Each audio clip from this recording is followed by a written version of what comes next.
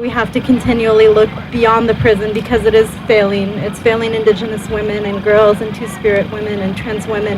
It's failing anyone who goes through the walls because it doesn't do what it claims to do, and it actually perpetuates behavior that will continue its own existence. No imprisoned human shall be denied access to rehabilitation programs at their place of detention because of their label as a, quote, violent offender. State prisons must be funded specifically to offer more rehabilitation services. Pell Grants must be reinstated in all U.S. states and territories. And finally, the voting rights of all confined citizens serving prison sentences, pretrial detainees, and so-called, quote, ex-felons must be counted. Representation is demanded and all voices count.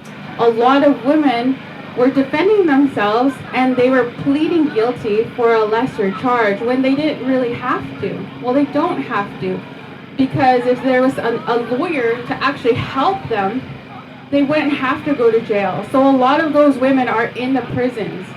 You know, when they have somebody who beats them for a majority of their life and they finally defend themselves and accidentally kill them, then they're in prison.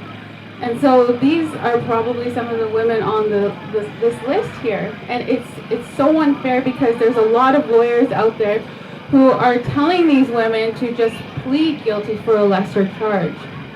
And then I just want to point out the fact that our Indigenous people are overrepresented in the system.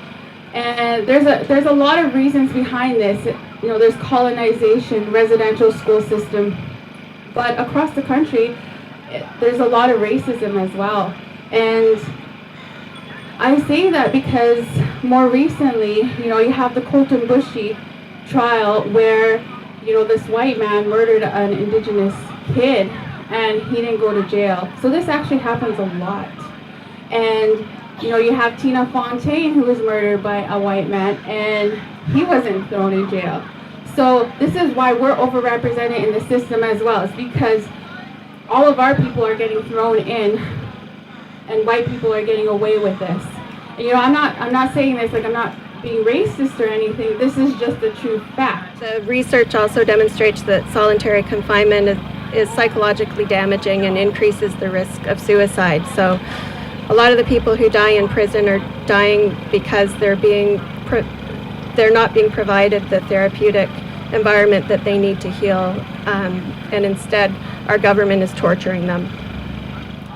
So our organization has filed a human rights complaint on behalf of prisoners with mental disabilities, calling for the end of solitary confinement for prisoners with mental disabilities, and that observation cells, if they have to be used to protect people from self-harm or suicide, that they be only done in a hospital and only authorized by medical people who need to be held accountable, or who hopefully can be held accountable for their treatment through ethical rules through their colleges of the physicians and surgeons and nurses. And we're calling for mental health services for people at the first signs of past trauma or addiction or mental health issues, because by the time people start self-harming, it's much harder for them to heal. So we need to be helping people to heal at the first signs of depression and other mental health issues. Many of my friends died in Joliet. Recently, I posted on Facebook, somebody I didn't know, a transgender woman in Joliet institution, died after a week of complaining to the health services that she was feeling dizzy, heart palpitations. They told her to take a Tylenol. They didn't believe her. And in February, if I'm not mistaken, at 8 o'clock in the morning during their rounds, they found her dead of a heart attack in her room. The nurses didn't believe that she was having health issues. The coroner inquest says throughout the week she was having minor heart attacks and she succumbed to them. If the nurses had believed her the first time she went up, she'd be alive today. I've seen a 70-year-old woman convicted of a life sentence let herself die of cancer because she couldn't handle jail. and they didn't help her. They did nothing. No counseling, no nothing. I've seen women in Pinel Institution, which is a psychiatric institution in Quebec, die because they weren't treated properly. I was actually put in Pinel for 3 weeks because the institution was giving me antidepressants and putting me in manic states, telling me that I was bipolar when I was not. And in 2016, my PO still puts in my report that I refused to take my medication because I was bipolar, when in 2013, Pinel Institute report saying that they were making me bipolar. This is what CSC does. There's a lot of women, a lot of men that die in jail, but there's a lot of women and a lot of men that die emotionally, that are scarred for life. We walk out of jail numb, not ready for the outside life. And there's a lot of men and women that are incarcerated that die when they get out. I've seen women go back to drugs, die of an overdose, while still under CSC, guidance. Jail is not a place to rehabilitate people. You become isolated. I don't want to cry. You become isolated. You mistrust people. After 8 years, I don't know, even now, I've been out 6 months and I still have problems with trust issue with people that surround me, and I'm surrounded by beautiful people. Prisoners' Justice Day for me is the first time I celebrate in 8 years, because you're not allowed to do it in jail. They don't tell you you're not allowed, they just make sure that you can't do it.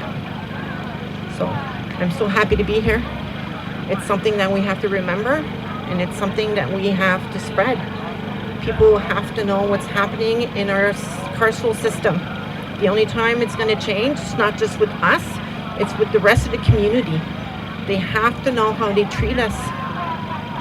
I mean, eventually, we all come out and we're all somebody's neighbor. So we want somebody that's stable, that's been taken care of, and that's not angry. When I was a young single mom, I tried to reach out and ask our government for help and get income assistance, and unfortunately I was denied income assistance when I was 18 and I had a kid. It left me to do some desperate choices, which a lot of women actually in prison are there for, is economical survival. So I made some choices and I ended up going to prison when my son was 18 months old. I served a 5-year sentence in Fraser Valley Institution here, and I guess I probably started my little advocacy inside prison. They didn't really like me too well when you'd stand up for your rights inside there, so I spent a lot of time in segregation. So when it comes to Prisoner Justice Day, this day actually means a lot to me. I still, to this day, take this day off work. I still fast, and I still come out and I honor our sisters and brothers that are still locked up inside suffering today. So I'm really honored to be out here on Prisoner Justice Day, speaking in front of everybody. I want to thank everybody for coming down and supporting. This is something that inside the institution, the guards are constantly trying to stop. They're trying to not allow inmates to come together. They think, strength in numbers, and they don't like that. So it's nice to see that there's people out here in the community are also supporting the people inside in solidarity. For inviting me. I'd like to acknowledge that we are on the unceded territories of the Musqueam, Squamish, and Tsleil-Waututh people. I think, the invite was extended to Sanctuary Health due to our recent protests explaining that the Vancouver Police Department is lying or misrepresenting themselves when they say that people can talk to them without fear of them calling CBSA. It's not true. If you look at their policies and their ongoing practice, they're not changing their ongoing practice. They will continue to be calling border services on people. Just one example, I'd like to share of someone who's currently fighting to keep their family together safe and healthy here in Canada. This Latin American man was walking in the downtown east side. A VPD officer approached him and said, "Hola," and then he grabbed him, said he had drugs, and pushed him to the ground. Another officer joined in to forcefully restrain him. When he was handcuffed, they realized that he did not have drugs on him, so they called CBSA and arrested him under the Immigration and Refugee Protection Act. And there's nothing in the guidelines that the VPD recently passed that would stop this type of practice. There's nothing in the VPD guidelines that would stop them calling CBSA on anyone who approaches them. And so we know that even if they were to cut off contact with CBSA, there's many other reasons why people would be afraid, rightfully, to approach VPD, but not even in this case, in this limited way, are they committing to anything. I'd like to speak onwards more about immigration detention and also how the criminal justice system is intimately connected to the immigration system. We're seeing more and more people losing their immigration status here in Canada following criminal convictions, and as soon as they're released from serving their term, their criminal sentence, being detained in immigration detention and facing deportation. The immigration detention system is set up in a way that encourages indefinite detention, or using detention as a way to force people to consent to their own deportation, to sign consent papers for their deportation, to give up information. People eventually will come out. I just wanted to clear up one misconception. Life in Canada means until you're dead. So when I'm dead, that's when I'll get off parole. Up until that period of time, I am constantly reporting to the parole office and under their rules. I have to if I want to go over to Surrey, for instance, I have to get a travel warrant just across the river. If I don't do that, theoretically, I can be thrown back in prison for that. I have to acknowledge that not everyone has the right to access the protections of marriage. Polyamorous partners still fight for this right here, and people still fight for this right elsewhere. Detainees and people with no or ambiguous documentation in Canada cannot access marriage. At the same time as I choose to enter into this union, I strive in solidarities with others to resist oppression and to realize communities and a wider world built on creativity, imagination, respect, and inclusion. As Angela Davis says, justice is indivisible. When I was born when I was inside my mom, so I started visiting my dad before I was even outside of her. He was a Chinese migrant.